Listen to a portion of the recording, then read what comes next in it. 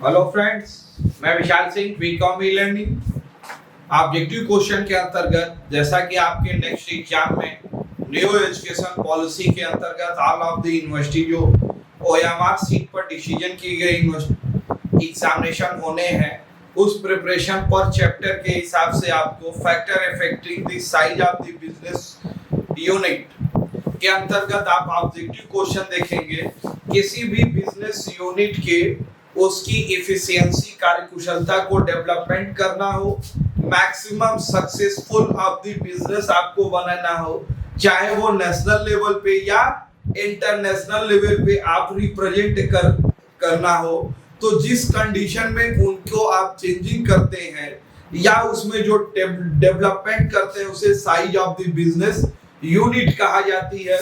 या size of the business unit plant level पे आप टेक्निकल डेवलपमेंट करते हैं तो प्लांट का डेवलपमेंट कौन सी नई मशीनरी आप लाएंगे, किन किन नई मशीनों को यूज करने पर मिनिमम कास्ट पर मैक्सिमम प्रोडक्शन हो, जिससे मार्केट में आप सफर करके क्वालिटी और क्वांटिटी दोनों में इंप्रूव करते हुए आप अपने बिजनेस को ग्रोथ करते हैं।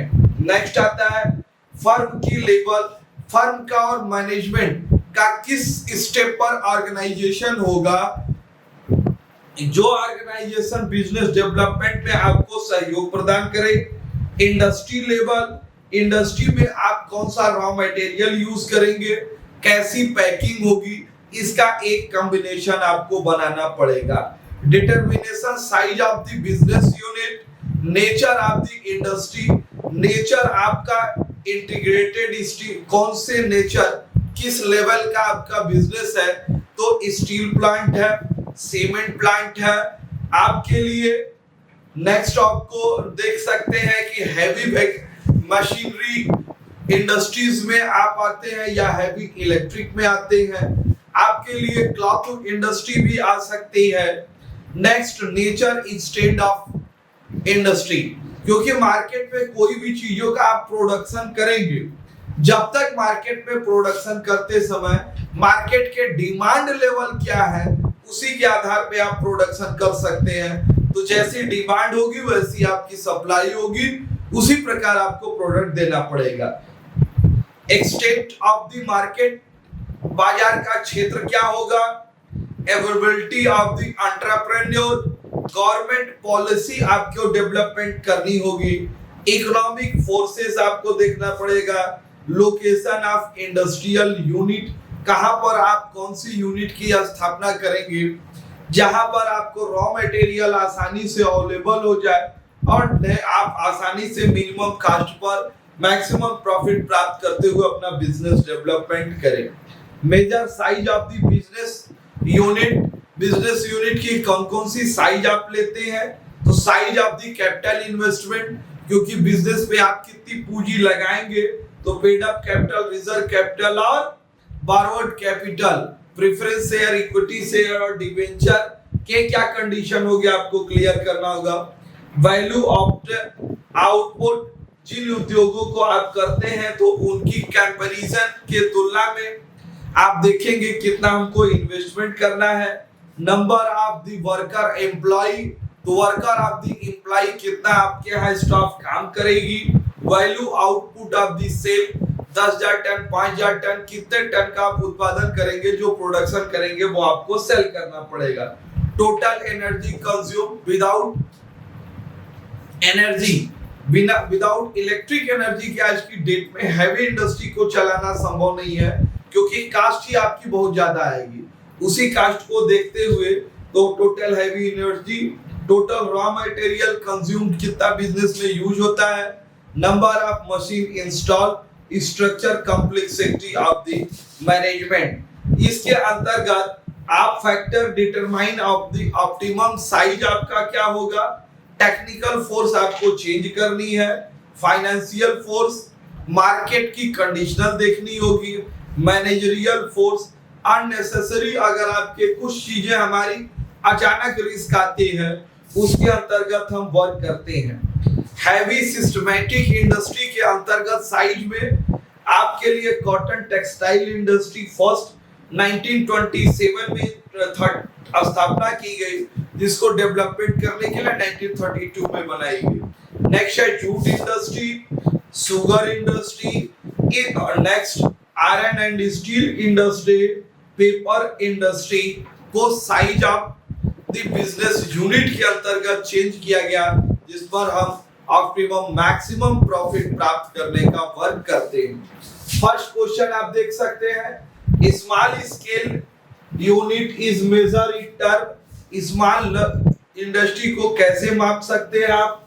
Capital, employed, number of employ, quantum production, value of production. तो स्मॉल इंडस्ट्री तो सीधे ही आपको पता चलता है वे पूंजी ही आपकी पहली चीज है कि आप कितना पूंजी लगाए हैं, वहीं से आपका इंडस्ट्री क्लियर हो जाता है कि आप स्मॉल स्केल पे है, मिडिल पर है या हैवी इंडस्ट्री है। Factor affecting optimum firmware first described bye, किसके द्वारा आपको ऑप्टिमम फर्म किसके द्वारा किया गया है? तो optimum firm Robinson, Marshall, Pigou, none of the.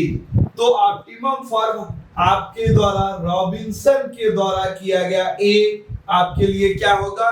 Robinson. Question number 3 आप देखते हैं, technical force are most important in, technical चीजें कहां पर सबसे ज्यादा इंपॉर्टेंट है आपके लिए?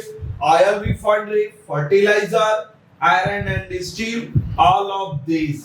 तो ऑयल रिफाइनरी आज के लिए टेक्निकल फोर्स अलाउ है, क्योंकि भारत में तेल तो उत्पादन होता नहीं, आप फॉरेन से लेते हैं। तो इस फॉरेन के अंतर्गत आपको टेक्निकल जो भी है तो वहाँ टेक्निकल वर्क वहां मैक्सिमम करनी पड़ती है। Concept of the equilibrium firm were propounded by, equilibrium concept को किसने प्रतिपादित किया था? Marshall, Pigou, Robinson, none of the.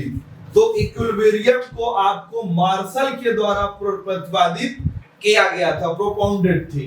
Next question number 5 आपके लिए है, the meaning of size of the business. तो meaning of size of the business क्या है? प्लांट, फर्म, इंडस्ट्री और फैक्ट्री। तो meaning size of the business, यहाँ किससे बिजनेस का साइज बदलना है, चेंज करना है, तो बिजनेस को मैक्सिमम प्रॉफिट की तरफ लानी है, तो वो आपके लिए क्या होगा? प्लांट। नेक्स्ट है, the measure of size of A business unit is not expressed in term, measure of size जिसको आप माप नहीं सकते हैं, network, value of output, capital employed, loan.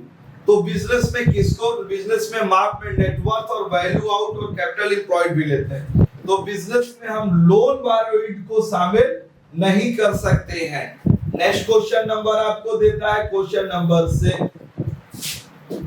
7 आपके लिए है, concept optimum firm is not best. Concept optimum firm निम्न इसकी अवधारणा नहीं है, lowest average cost of production, maximum profit earning size, तो market is for perfect, maximum efficient management. तो इसके लिए आपके लिए maximum profit earning of season, जब बिजनेस में मैक्सिमम प्रॉफिट होगा तो आपका बिजनेस डेवलपमेंट करेगी। मार्केटिंग परफेक्ट है, maximum efficiency, lowest average cost of the production, तो आपके लिए आता है ए आपका सही होगा। नेक्स्ट आप क्वेश्चन देखते हैं, क्वेश्चन नंबर 8 आपके लिए आती है, which is most wide spread in scope. Wide spread बहुत तेजी से किसको बढ़ती है? तो फर्म, प्लांट, इंडस्ट्री, फैक्ट्री।